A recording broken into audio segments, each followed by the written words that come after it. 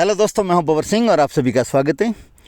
दोस्तों, चैत्र नवरात्रि की आज दुर्गाष्टमी का पुनीत दिवस है और आज के दिन भक्तों का तांता लगा हुआ विभिन्न मंदिरों में लोग दर्शन करने के लिए जाते हैं। भारत में एक से एक ऐतिहासिक, पौराणिक और धार्मिक मान्यता लिए हुए बड़े बड़े विशाल मंदिर है और विशेषकर पर्वत पर विभिन्न गुफाओं में विराजमान मैया के दरबार की शोभा ही न्यारी है। तो दोस्तों, आइए आज ऐसे ही एक ऐतिहासिक, पौराणिक और 51 शक्तिपीठ में से महत्वपूर्ण मंदिर के बारे में आपको जानकारी उपलब्ध करवाते हैं।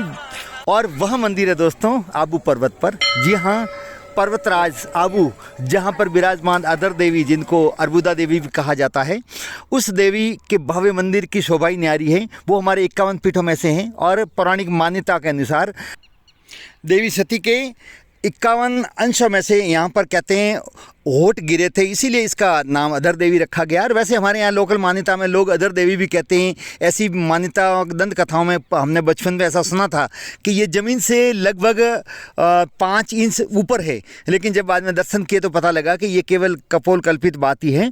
तो यहाँ पर होठ गिरने के कारण से ये 51 शक्तिपीठों में से माना गया है। दोस्तों, ये कात्यायनी माता के 9 रूपों में से छठा रूप है जो यहाँ अधर देवी के रूप में पूजा जाता है। ये भारत भर में विख्यात मंदिर है। माउंट आबू, जो जिसकी शोभा भी न्यारी है, आबू पर्वत, जहाँ पर नक्की झील है और नक्की झील के ठीक ऊपर के हिस्से में राज्यपाल भवन के पास से होकर के उत्तर की दिशा में देलवाड़ा की तरफ जाते हैं, तब ये बाईं तरफ जाते वक्त ऊपर पहाड़ी पर स्थित मंदिर है। ये भारत का ऐसा मंदिर है जो गुफा में विद्यमान है और गुफा एक ही पत्थर से गुफा से निर्मित किया हुआ है, जिसका पुराणों के अंदर भी वर्णन किया गया है। यहाँ पर 350 सीढ़ियाँ चढ़ करके जाया जाता है। ऊपर जाने पर विहंगम दृश्य नजर आता है। चारों ओर हरियाली से फैला हुआ, वृक्षों से आच्छादित सुंदर क्षेत्र और जामुन, आम, करौंदे के बड़े बड़े विशाल पेड़ और जिस पर फलों से लदे हुए विभिन्न प्रकार के पशु पक्षी और जंगली जानवरों से भरा हुआ पूरा क्षेत्र बहुत ही मनोहारी लगता है। यहाँ पर दर्शन किए जाते हैं। यहाँ पर माता के चरणों की पूजा भी की जाती है। उसके पीछे ये मान्यता मानी जाती है कि बांसकली एक राक्षस था जिसने भोलेनाथ को प्रसन्न करके वर प्राप्त किया और उसके अनुसार उसने देवताओं को कब्जे में कर लिया और फिर देवता परेशान हुए। परेशान होने के बाद में देवता देवी के पास में गए, अदर देवी के पास में गए और अर्बुदा माता से निवेदन किया। वो पहाड़ों में छुप गया था, तो उसका वध करने के लिए माता ने उसका पीछा किया और पहाड़ में यहीं पर आकर के और उसने अपने पैरों के नीचे कुचल करके उसको मारा। इसलिए उसके चरणों की पूजा की जाती है। नवरात्रि में भक्तों का तांता लगा रहता है, मेला लगा रहता है। नवरात्रि में दर्शन करना बहुत ही शुभ माना जाता है। दोस्तों, ये अर्बुदा देवी परमारों को और परिवारों की कुल देवी मानी जाती है। अग्निकुंड से माता की लीला से ही इन वंशों की उत्पत्ति को माना जाता है। साथ ही साथ जैन मुनियों द्वारा इन्हीं वंशों में से जो प्रभावित होकर के जैन धर्म ग्रहण किया, उनकी भी कुल देवी अधर देवी, जो आज वहाँ पर लोग पूजा अर्चना करते जाते हैं। इसके विभिन्न नामों से इनको जाना जाता है।